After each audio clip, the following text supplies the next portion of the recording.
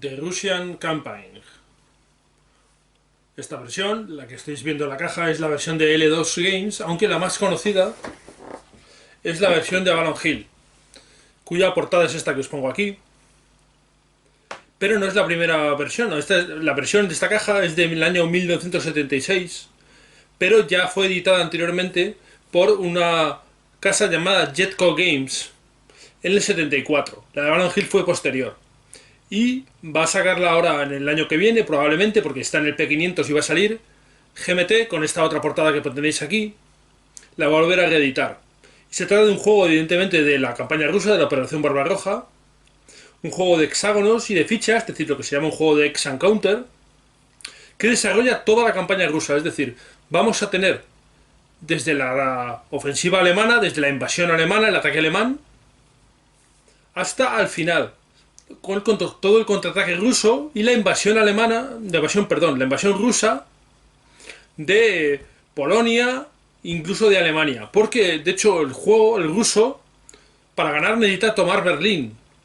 Y el alemán, si consigue evitar que tomen Berlín, es como gana. Es decir, no realmente puede ganar tomando Moscú, destruyendo hay una ficha de Stalin, hay una ficha de Hitler. Si el alemán captura la ficha o elimina la ficha de Hitler y captura Moscú, puede ganar la partida. Tiene unos objetivos además que tiene que ir cumpliendo, de ciudades que ir capturando. Pero el ruso puede ganar la partida de esa forma, tomando Berlín, capturando Berlín. Así que vamos a tener toda la ida de los alemanes atacando y toda la vuelta de los rusos contraatacando y atacando a los alemanes. Y esto hace que el juego sea muy especial. Además es muy especial porque es un juego que con unas reglas muy sencillas, con 4 cosas, tiene un par de cosas especiales que ahora os explicaré cuando hable un poquito en detalle del juego. Consigue que la campaña rusa sea muy jugable, sea muy interesante, sea divertida de jugar y además la puedes jugar probablemente en una tarde, como mucho en 2 tardes, lo cual lo hace muy muy interesante. Juego sencillo, perfecto también para iniciar a gente que quiera empezar a jugar a Wargames, que no haya jugado un Wargame muy complicado, porque no es un Wargame complicado, es un Wargame sencillo. Tiene todo lo que tienen los Wargames, o todos los que deberían tener. Tiene sus líneas de abastecimiento, tiene sus zonas de control, tiene sus combates, su combate por tablas, tiene de todo. Y además todo lo hace muy bien y muy sencillo. Así que, sin más, yo creo que vamos a darle un vistazo y luego hablamos un poquito más. Bueno, pues aquí tenemos el despliegue de lo que podría ser el inicio del escenario de campaña de la campaña rusa. Tenemos aquí los alemanes desplegados en la frontera con la Unión Soviética. Aquí tenemos el este de Prusia, esto es Polonia, aquí tenemos Varsovia, Rumanía, Hungría. Tenemos a los alemanes colocados, estos son los rumanos, los alemanes. Y en el otro lado tenemos a los rusos, en el lado que sería una posible disposición inicial, porque el juego te deja libertad para colocar las fichas al comienzo de partida.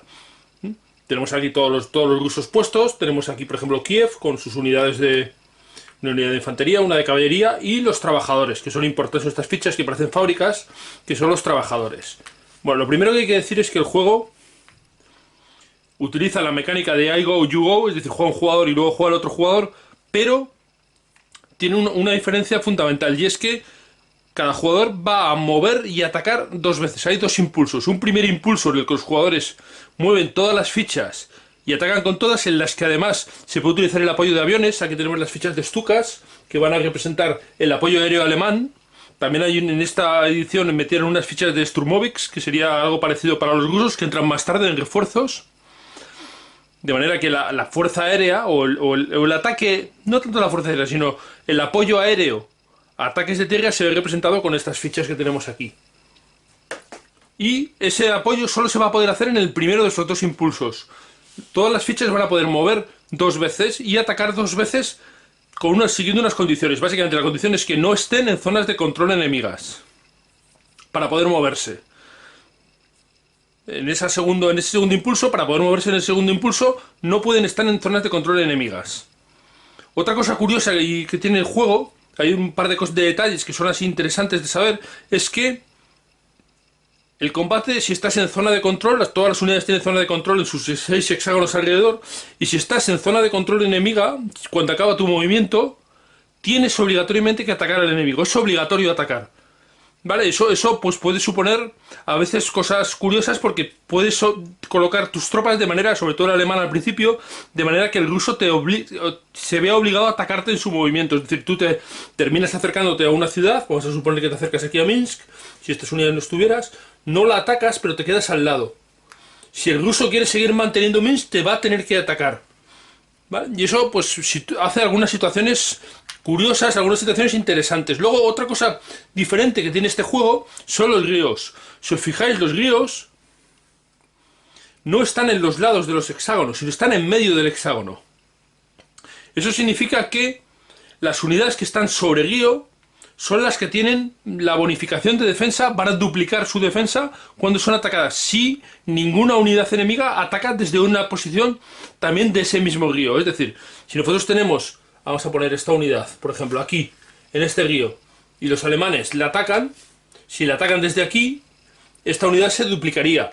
Pero si los alemanes consiguen colocar una unidad en el mismo río, entonces ya perdería esa bonificación por duplicarse. Y eso es una cosa curiosa, porque el efecto este del río que va en el hexágono y no en el lateral, no es habitual en muchos wargames. Por lo demás, el juego es muy sencillo, esas son las cosas más diferentes. Los dos impulsos y el tema de los ríos y el tema de que es obligatorio atacar a todas las unidades enemigas que tienes en tu zona de control. Eso es lo que marca, digamos, el juego. Por lo demás es muy sencillo, tiene un sistema de abastecimiento muy simple que va a todas las ciudades, todas las que sean de ciudades como Kiev, como Dnipropetrovsk o como Rostov o Varsovia o Berlín, que tenemos aquí abajo. Todas son son fuentes de abastecimiento. Y estas líneas negras que vemos por aquí, que son los trenes, van a transportar el abastecimiento y también van a generar abastecimiento desde allí. Es decir, cualquier unidad a 8 casillas de una línea de tren que tenga a su vez una línea a una ciudad propia, a una ciudad amiga, conquistada o no conquistada, va a generar abastecimiento. El abastecimiento se va a comprobar tanto en el movimiento como en el combate. Si no lo tenemos en el movimiento, pues no nos vamos a poder mover bien, y si no lo tenemos en el combate, vamos a combatir a la mitad. Pero esto es solo válido para los alemanes, el combate, porque los rusos y los finlandeses se consideran siempre abastecidos en combate, de manera que no van a disminuir su valor de combate cuando atacan. Una cosa curiosa, digamos, para simular la preparación un poco, en cierta medida, al invierno ruso. Una cosa curiosa que tiene el juego, voy a enseñaros aquí esta tabla. ¿Veis? Ahí están lo que llaman qué unidades pueden mover en el primer impulso y qué unidades mueven en el segundo impulso. En el primer impulso veis que pueden mover todas las unidades y si hay tiempo claro, que lo veis ahí a la izquierda, pueden utilizar todo su movimiento. Si no, si hay barro ligero, pueden mover 4 puntos, si hay barro 2 y si hay nieve, la mitad de su movimiento redondeado hacia arriba. Y en el segundo impulso, pues ahí lo ves, depende qué unidades son las que pueden mover. Normalmente las unidades mecanizadas son las que más pueden mover hasta 4 puntos de movimiento y las demás pues se ven limitadas a 2. Las unidades rusas, en cambio, la mayoría de ellas no pueden hacer ese segundo movimiento. Solo las mecanizadas.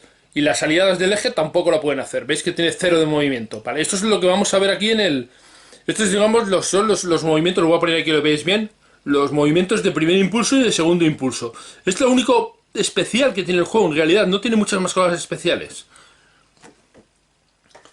Porque lo demás ya es de un wargame muy sencillo. De hecho, por eso este juego, la campaña rusa, es un juego que viene muy bien para gente que empiece a jugar a wargames, porque tiene todos los componentes que tiene un wargame y además lo hace de una forma muy sencilla.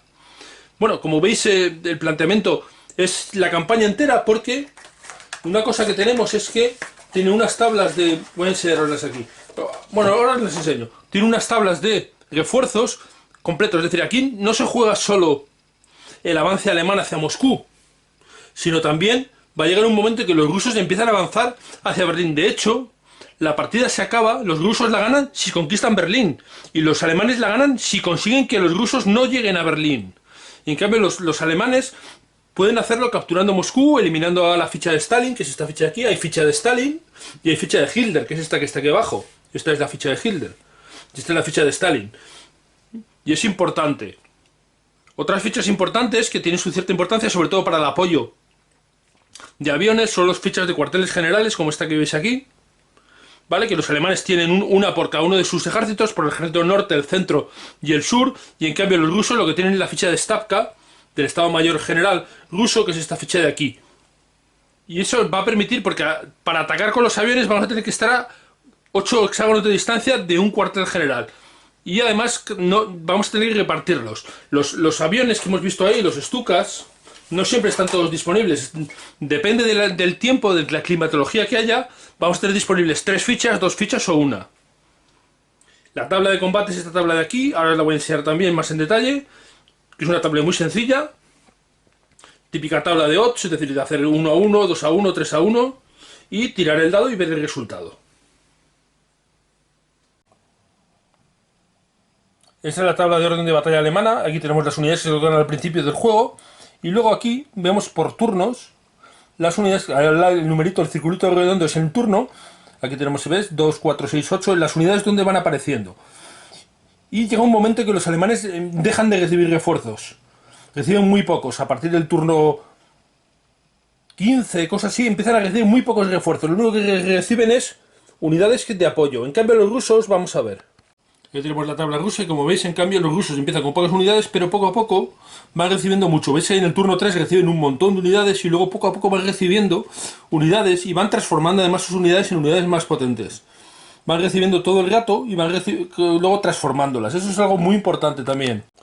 Decía, es muy importante esa tabla de refuerzos rusas porque el juego no es solo llegar hasta Moscú. Es decir, no conseguir llegar solo hasta ahí, hasta Moscú, sino es que el ruso consiga avanzar, ir haciendo retroceder a los alemanes y llegarse hasta Berlín.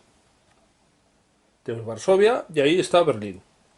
Y conseguir eliminar la ficha de Hitler, aunque no es importante para ganar la partida, pero sí daña a los alemanes, les deja, digamos, un turno un poco en caos, les deja en caos y, bueno, es importante. Bueno, pues esto es más o menos visto muy por encima, como siempre hago. Cómo funciona la campaña rusa, cómo es. Voy a poneros ahí un ejemplo también de combate para que tengáis claro cómo funcionan los combates. Es una cosa muy sencillita. Y bueno,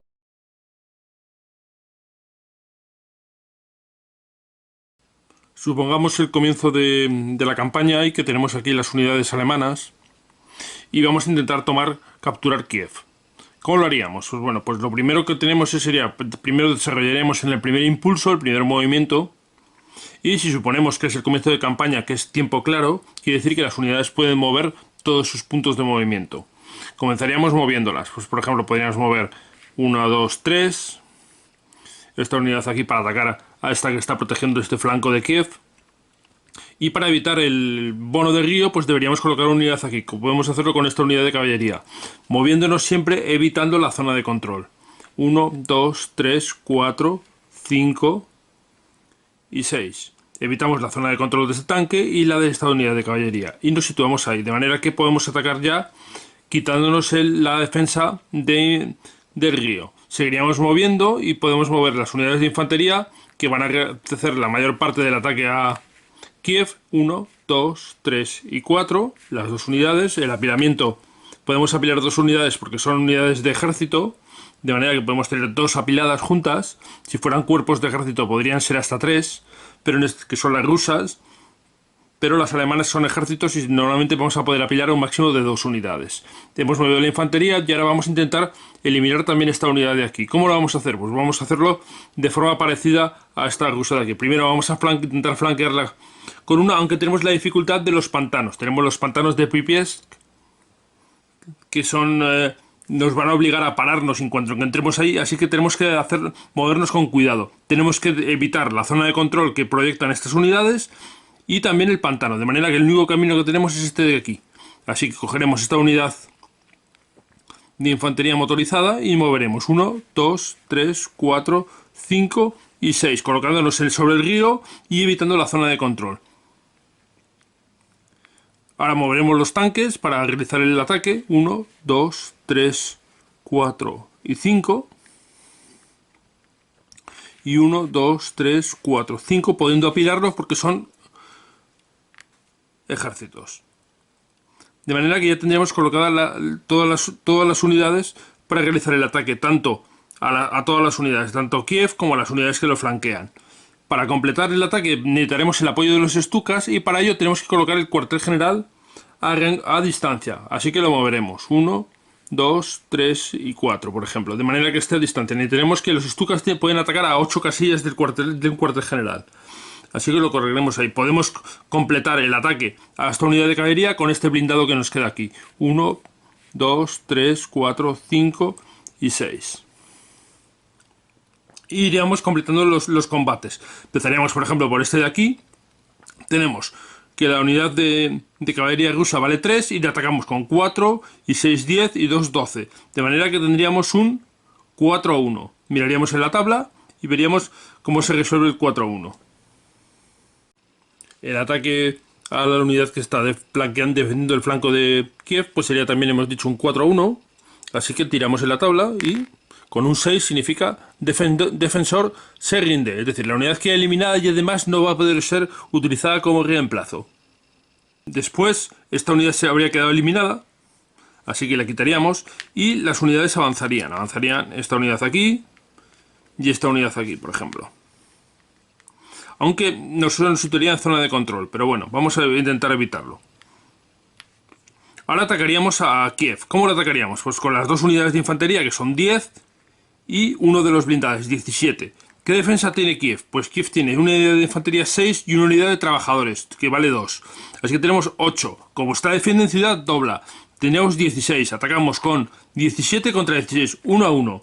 Y para eso necesitamos, para hacer el ataque, necesitamos los Stukas. Y colocaríamos nuestra ficha de Stukas sobre el objetivo y esto nos va a modificar 3 columnas, de manera que vamos a pasar de un 1-1 a un 4-1, que ya es un ratio mucho más favorable para nosotros. Y resolveríamos el ataque. Resolveríamos el ataque a Kiev, que es un 4-1. Y tenemos un 4. Un 4 es un D1, es decir, una unidad eliminada y los restos deben retirarse. El defensor debe perder una unidad, que podría ser perfectamente la unidad de trabajadores, y las otras unidades se deben retirar, así que la otra unidad se retiraría 1 y 2 casillas, por ejemplo. Avanzaríamos y ocuparíamos con, por ejemplo, una unidad de infantería y una blindada. Y finalmente nos quedaría resolver este ataque de aquí, que serían 10 contra 3, que no duplica porque el río es el mismo, digamos, se evita el río, esta unidad de aquí, de manera que tenemos un 3-1. Y al resolver el 3-1, pues hemos visto que es un intercambio, así que perdería, la unidad rusa se perdería y perderíamos también la unidad alemana. Y el tanque podría avanzar. Bueno, pues este sería un ejemplo de combate, cómo se resolvería el combate. Después vendría el segundo impulso, en el cual podríamos avanzar con las unidades que no estén en zona de control enemigas, de manera que estos tanques podrían atacar y rematar a este cuerpo de ejército ruso que está aquí. Avanzaría aquí, por ejemplo, y esto es otro, avanzaría aquí, incluso la infantería podría moverse, o podría moverse este otro. Tendremos 14 y 6, 20 contra 3 sería un 3-1, con lo cual sería un ataque bastante favorable. Bueno, hemos visto la campaña rusa, la versión esta de L2. Ten en cuenta que esta es la L2. La L2 tiene la ventaja de que, o para mi gusto, es la mejor edición que se ha publicado hasta ahora. Tiene un tablero más grande, un tablero de cartón grande, las fichas son más grandes, tienen un mejor arte, son más bonitas, los tanques tienen el dibujo del tipo de tanque, tienes tus Panzer 4, pero tienes sus panteras, tienes sus tigres también, que los ves, se ve claramente. Tiene además un montón de añadidos extra. Le añadieron, por ejemplo, a los rusos, que en la versión original no hay, los Sturmovik, aviones que pueden apoyar, igual que hacen la misma función que hacen los Stukas en el bando alemán. Tiene además un montón de fichas, tienes la opción de jugar con las fichas con los iconos tradicionales de la OTAN, o puedes jugar con los dibujitos, con los dibujos de los tanques, que es como yo la he puesto, que es como a mí me gusta. Tiene además un montón de añadidos, tiene un montón de escenarios. Este de aquí es el reglamento, que no es un reglamento muy grande, de hecho, pero trae un montón de escenarios distintos y trae un montón además de cosas históricas. Por ejemplo, ¿qué hubiera pasado si el ejército del África Corps no hubiera ido a África? ¿Qué hubiera pasado si hubieran atacado antes? Hay un montón de escenarios con what ifs, con cosas que hace que realmente, a pesar de que solo juegues la campaña rusa, vas a poder jugar muchos escenarios que son distintos y además vas a poder explorar esas posibilidades. Y esto lo hace muy completo. Y esto refiere a esta edición, la que habéis visto, la edición de L2. Esta edición es del año 2003. La edición original os he dicho que es del 74, la de Avalon Hill del 76. Y probablemente, por lo que he oído, la versión que va a sacar GMT va a ser más similar en cuanto a contenido a este. Incluso va a tener algún pequeño cambio extra, alguna cosa que la gente ha ido sugiriéndole. Así que va a ser muy interesante y yo estaría muy atento a la edición de GMT. Bueno, yo creo que es un juego imprescindible para la gente que le gusten los Wargames, y especialmente si te gusta el frente ruso. Juego además perfecto, vuelvo a insistir, para iniciar, para comenzar a jugar a Wargames. Si quieres jugar a un Wargame completo con todo esto, este juego ahora si no se puede conseguir la Avalon Hill, la L2 es complicada también de conseguir, pero ya digo, va a estar disponible la de GMT, así que estamos de suerte. Es una cosa muy interesante y que yo recomiendo mucho. Esta ha sido mi visión de este juego. Espero que os haya gustado, os haya resultado interesante, os haya gustado el vídeo. Como siempre, muchas gracias por verme y hasta la próxima.